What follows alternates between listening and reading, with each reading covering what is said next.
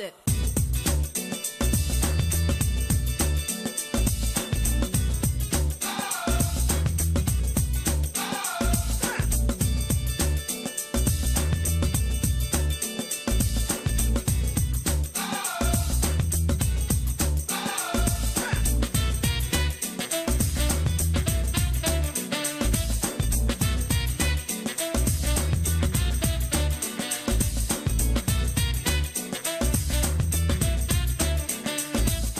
Hello and welcome to Political Platform.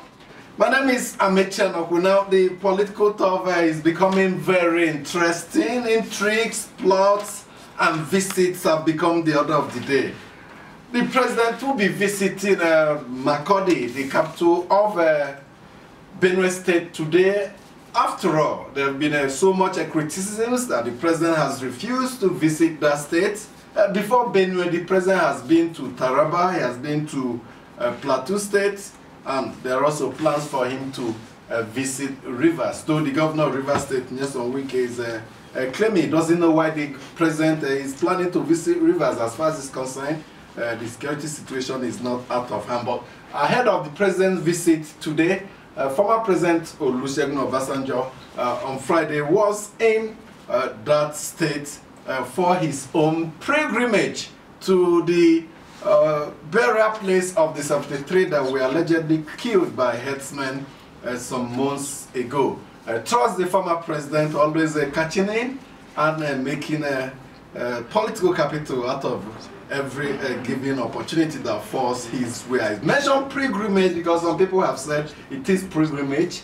Before Obasanjo, the governor of Rivers State, Nyesom Wike, also came and went to the tomb and is donated 200 million naira for the recovery of the victims and for the IDPs that are dead.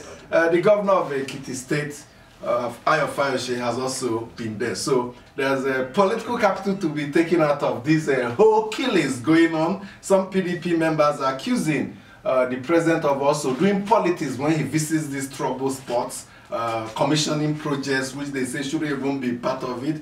But you know, politicians, give them every opportunity and they will indeed want to take full advantage. Some people are also wondering why Obasanjo did not visit Zakibiam. Zakibiam is the town where, while as president, former President Obasanjo ordered the military to raise down the town.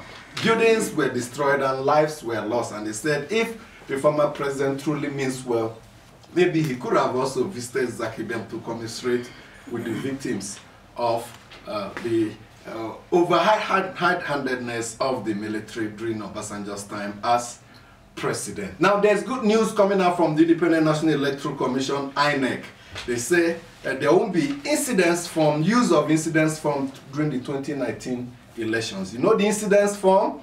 If your PVC fails, if the card reader fails to authenticate you, either your fingerprints, then and they find the electoral officials find your name on the manual register, they can abridge that by giving you the incidence form to fill, and thereafter you cast your vote. But INEC has said in 2019 Nigerians will not be relying on incidence form, and it is a wonderful development, if you ask me. Some spurious figures recorded in Kano and Rivers State, where the reliance on incidence form was very high during the 2015 presidential election, is one that many observers are yet to understand. 1.8 million votes in Kano and 1.4 million votes in Rivers for the PDP in Rivers and for the APC in Kano. The use of card reader was strictly upheld to, so many people say it's not possible to get those huge figures, considering the national average over voting that period was about 30%. We will be inviting someone who has been monitoring elections as one of the partners for electoral reform to take us through this new initiative from INEC. If it can be authenticated, then you won't be voting, because INEC believes incidence form should be a thing of the past. And so many things happening in the new SDP. It has continued to receive the campaigns from other parties. Some newspaper reports have it that former President Olusegun Obasanjo is part of this movement, that he's the one even inviting some elements in PDP and APC to join the new SDP. Tunda Adeniro and the former Minister of Information, Jerry Ghana, are some of those that have moved. We also heard some other names, the likes of former Minister of Niger Delta Ministry, Elder Orubebe, and so many of them. But these dailies are reporting that Obasanjo is trying to woo Saraki Dogara and Tamboa, the governor of Sokoto State, to join the SDP. Now, is there a link between these reports and what is happening in Sokoto? A group in APC in Sokoto, Adauchi Buhari Saka, has given Tamboa 48 hours to publicly state whether he is for the President Muhammad Buhari or not. They say some activities around him, he's whining and dining and visiting and exchanging visits with opposition members, throws up a lot of suspicions around him. There are reports that PDP is wooing him, maybe they want to make him a candidate. Now we're also hearing SDP is also wooing him. So many things happening. Ujeje is also with me in the program this morning. Amici, I don't know if INEC's initiative is good news the way you put it. It will be good news to me only if they can assure the country that nobody will be disenfranchised in 2019, because if you say incidence forms will not be used, that means you're giving the guarantee that all the card readers will work perfectly. Are we going to have that kind of a perfect situation? And then who would want to be disenfranchised in an election? Everybody wants his or her votes to count. I think that INEC should make sure that they fix the card readers in a way that nobody will be disenfranchised, because whoever is disenfranchised, especially with the kind of awareness that is going on, I think there might be protests. Exactly, they may not take it lightly. Right. There were some observers who have sworn that politicians collude with some election officials to ensure that the card readers don't work during the election, so that they have to rely on incidence form. Now we are not going to use incidence form, and there's a malfunction. INEC has said there have been a lot of improvement, new card readers have been imported, rejection rate will be lower, but it doesn't remove the fact that some persons' fingerprints may be rejected and some card readers may malfunction. You know, but they just need to come up also with a solution for such people, because like I said, nobody would want to be disenfranchised. And then talking about what is happening in Sokoto State, history repeats itself in Nigeria. In fact, oftentimes history does. You remember when Tambuwa was in the PDP and he was visiting APC states, he visited Lagos State, he visited Oyo State, and you know, he was every occasion, every event being hosted by governors of those states, Tambuwa was present. It was convenient for those who needed him at that time to keep quiet. Now they're asking him to declare where he stands. I doubt, since he didn't declare at that time until it was time for him to move from the PDP to the APC, they should just be patient and wait and see when he moves, if he moves. Let me give you a quote from the spokesperson of the group, the APC group that gave Tambuwa an ultimatum of 48 hours to declare whether he is for the president or not, talking of Professor Bashar Lawa. He says, and I quote, "We don't understand his romance with the leading members of the opposition PDP, which was widely publicized. He has a strong relationship with Governor Wike, who is the perceived leader of modern PDP and the national chairman of the party. He visits them and they come and visit him in Sokoto as well." So the visits have continued, but the Obasanjo angle is also into it. We members into SDP. Reportedly, is SDP going to be the third force? There are reports that the new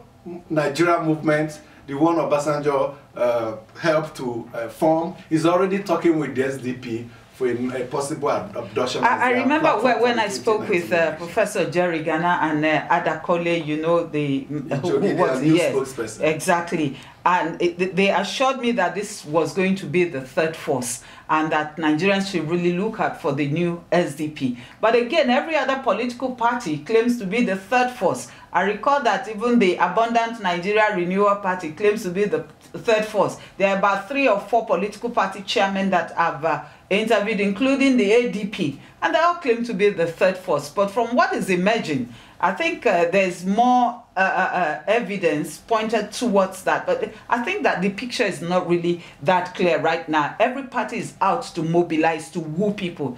Let's see what comes out at the end of the day. Let's see who becomes that third force. Okay, you know, this program has a special section where we bring you in our mails. We have opened our mailbox and we have selected some mails. We'll be sharing them with you. Welcome to the mail segment. I'm a Tenikan Akipu. I'm Usaiti Yari. Welcome. We'll begin with a mail from Chijioke Obioma in Abuja. He writes on the 30 million naira payment to senators. He says, all I'm saying is what is running cost and why should it cost 13 million naira? Then I have another question. In the years of impunity and the Obasanjo years, please, what was the running cost? 15 million naira to 20 million naira. So let us do a little mathematics. 13 million times 32 months. Since the 8th assembly began in July and excluding this March because they have not been paid. Therefore, 13 million times 32 months is equals to 416 million naira. That is $1,164,800.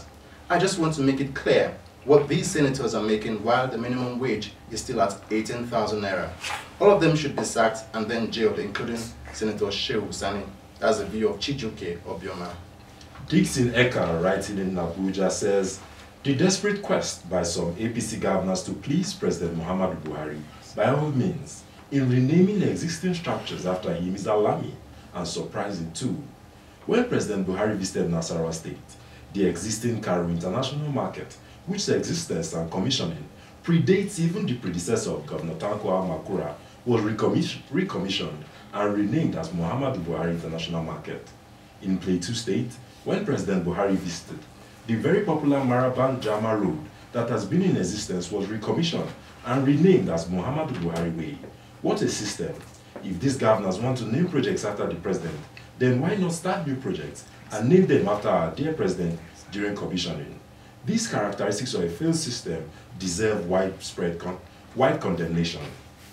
And on the sack and reinstatement of cabinet members in Kogi State, Shegun Banshaw in Abuja says the Kogi State governor made the history books for being the first governor to dissolve his cabinet and reinstate them the same day, thereby underscoring the fact that majority of key decisions taken by the government officials are decided on a whim rather than through brainstorming and intellectual debate. As 2019 approaches, Nigerians must ensure that only leaders who are prepared are voted into power. And that's it on the mail segment. Keep your mails coming, send them to politicalplatform@yahoo.com. Thank you so much for remaining with us. We'll soon be joined by Ezenwa to take us through this new initiative from INEC on the use of incidents from what we saw in 2015 elections, of which INEC has said no way. We have him already on the line, but let's quickly react to the mail from Kogi State. The governor over last weekend who had sacked the entire cabinet. Reports had it that the governor is not happy with the cabinet members. What we're told is that he accused them of leaking sensitive information and secrets of issues discussed in the cabinet to political opponents.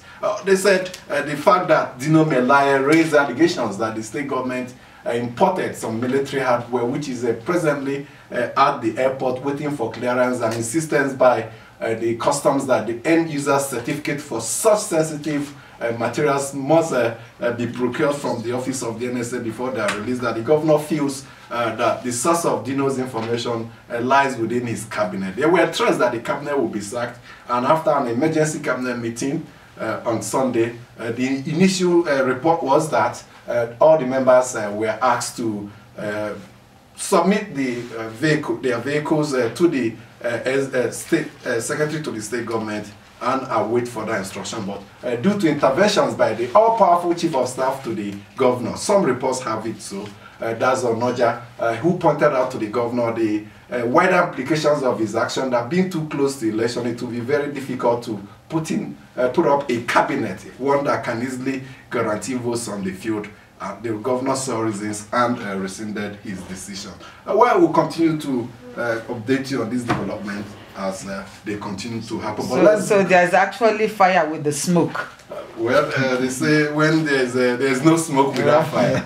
But let's bring in Ezenwa Ugu of the Partners for Electoral Reform. Thank you so much, Ezenwa, for joining us. Good morning. Now, the Independent National Electoral Commission, through his Imo State Resident Electoral Commissioner, that's Professor Francis Ezon, who said at the town hall meeting over last weekend that INEC will not use incidence form in 2019 election. What does this mean for you? Well, good morning. The sense is what purpose does the incidence form serve? If the candidate is not able to capture the fingerprint, then authenticate the fingerprint, then it's immediately the incidence form kicks in. But we've argued consistently that it's just the procurement alibi for INEC to continue to print and then award the contract for printing. What needs to be done? The process enhancement that is being done in the smart card reader has capacity. In fact, not even the process enhancement. The truth is that the smart card reader already could read whose fingerprints were not captured. The back end of it will give you those figures. So it is part of that continued collusion with that ensures that the smart card reader is not effective and does not deliver the service. So I think Professor Igono and the INEC have come to terms with the fact that they've got to do away with the incident forms. And then all professional electoral officers also create emergencies that will lead to that voter stampede where people will now say, can we do away with the candidate is not functioning well? And then you say, look, write on it from the sheet of paper, later would write it into the incident. So all of that does not serve the electoral integrity. Now, if you take a look at what happened in the 2015 general election, presidential election to be specific, Kano and Rivers State recorded huge votes, 1.9 million, I think, and 1.4 million. And the use of incidence form in these two states were also very high. Is there a link between high voting in some places, especially where you rely on incidence form, you don't strictly rely on the carrier as a means of authenticating voters? What you find as incidence form is a subversion. It's simply a subversion of the candidate. That's what it is. Because if you allow the candidate to function, you'll then be able to expose the padding of the voter register in many communities. You know communities that told a lie that their voting strength has something to do with the abilities that come to their community. So as the voter registration is going on, in fact, in the sub-national environment, what is going on now is that collusion with security agents, collusion with the INEC officials, and even party officials to ensure that the voter register is increased. But the idea of the smart card reader is to put an end to all of that. So if you sabotage this smart card reader, then you are able to authenticate what you have already done through the voter registration process. So we need to consistently mount that campaign that the incident form should give me, and that INEC should do a process enhancement in the smart card reader that will allow me to do all that the smart card reader is supposed to do, which is authenticate that the card is the real owner. Then secondly, it's not rocket science to expand the space in which so that the fingerprint can all be captured and then you may eliminate all that. And then you are able to read the number of people who were authenticated and those who were not authenticated. So as soon as the authentication is taking place at the various polling centers, the INEC ground control station in Abuja is monitoring if it is done strictly with the use of the card reader. That's what I'm saying. The reason why the politicians, if you remember also 2015, you remember in your program, I called it the criminalization of technology. The reason why you criminalize the smart card reader, you know what it is? It is now the danger. In fact, a friend of mine calls it the beautiful one on Valentine's Day in Nigeria now. If you take away the smart card reader, then the electoral integrity is in question. And politicians know that. now that it is difficult to, they found a brick wall in INEC, what they do is if they cancel party and then you go to vote by. So if we want our elections to be what we want it to be, we must insist that those obstacles that are put in the way of technology, those obstacles that are put in the way of effective use of technology must all be removed towards 2019. All right. I know that Nigerian politicians and political parties will go to any extent, possibly to rig so that the process can favor them. But what happens to the very few who may encounter genuine problems? With the card reader. Now, if you say genuine, when you say genuine problems, let's the percentage, even with what you have, the percentage failure is very low. INEC will put mechanism in place to troubleshoot it. So there is no, denying the fact that there could be problems, but most of the time, as somebody in an election entity and somebody who has worked around this issue for a very long time, what I see is that my electoral officials, in collusion with politicians, what do they do? Most of the time, once you take out the smart card that we use, once you take out the battery and put it, every information in it disappears. But our phone does not do the same thing. Even if you remove the battery, all the messages that you have in your phone continue to remain there. So the folks use this smart card, they are already aware, they know. So once they take those off, you are not able to see. So INEC needs to do process enhancement that makes it look like our phone. Even if you start out with the battery, the information that is in the tablet will remain there. So it's not a big issue as to whether it's a big issue. But if we are determined and we are sincere, we will be able to overcome the few challenges that may occur. But when it is large-scale subversion of electoral process by politicians and their agents within INEC, then we will not be able to come out of the challenge that our election has come. Thank you so much, Ezenwanwa, for your intervention. Thank you, Dr. Richard. Have a good day.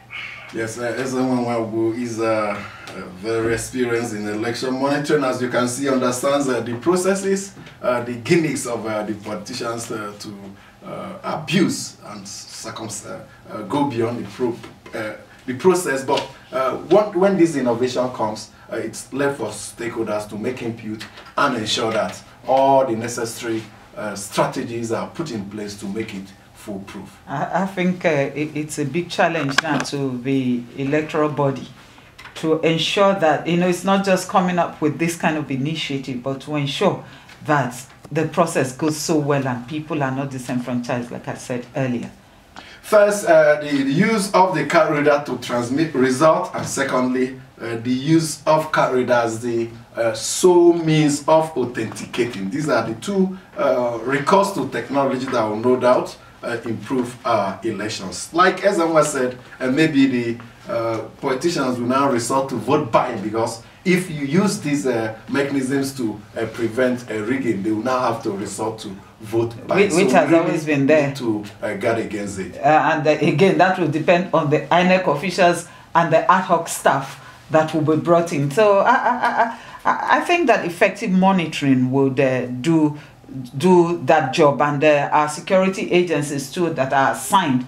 I know that they are assigned mainly to maintain the peace, but I don't know if they could also be given the additional mandate of watching over the votes that are being cast or that are cast, if you know what I mean. Okay. Let's go ahead now. Any moment from now, President Muhammad Buhari will be in Makurdi, the capital of Benue State, as part of his ongoing visits to troubled spots. He will visit one IDP camp in Makurdi, and thereafter have a stakeholders meeting in Benue. The Benue State government has proposed to give the president a befitting welcome. But there are some figures we want to share with you right now. Victims of the clashes and killings going on across the country. The police said they have arrested 145, 124 of them charged to court, 21 under investigation. A national daily yesterday took a tally of the killings over 10 weeks, in the last 10 weeks, and they arrived at a figure of 1,351. So many Nigerians killed, cut down within just 10 weeks. In senseless killings. Very senseless killings. Before the president's visit, Olusegun Obasanjo had a stopover. He was coming from Maiduguri, where he attended the ceremony, and he said he was expecting the Benue State Governor Tom to be part of that ceremony, has been part of it at the initial stages. But since he didn't see him, he decided to make a stopover in Makurdi. And while in Makurdi, he went to the graveyard of the 73 that were given mass burial.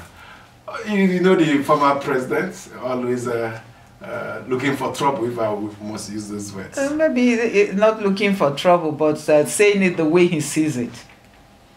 Before him, some PDP members have also been going to the site. Would the president visit the graveyard? It's not part of his itinerary. The presidency was not very comfortable with the mass burial. Lots of pressures were put on the Benue State government to stop the mass burial, but the government insisted it must go ahead. We also heard that there were reports that the mass burial was supposed to be televised live, but due to pressure, the state government had to back down, but insisted the mass burial will go on. When this kind of thing happen, when this kind of a thing happen, you expect politicians to take full advantage. Where the presidents have visited, we have seen huge crowd in Taraba, in Plateau, and in one other state, Nasarawa, a huge crowd, and some people said, feel maybe it's going beyond visits to trouble spots, to political rallies. But whichever one it is good that the president is visiting these states. It's good that the president is visiting Benue State today. I really do not know what to expect, but I just want to hope that everything goes on peacefully. But of course, there will be massive security to ensure that. But let him also be a father. Let him say things that will be a healing balm to those people who are hurting. Okay. Thank you so much for joining us today. We'll return tomorrow with another edition. My name is Ait Political Platform. Continue to be a good Nigerian citizen. Bust it.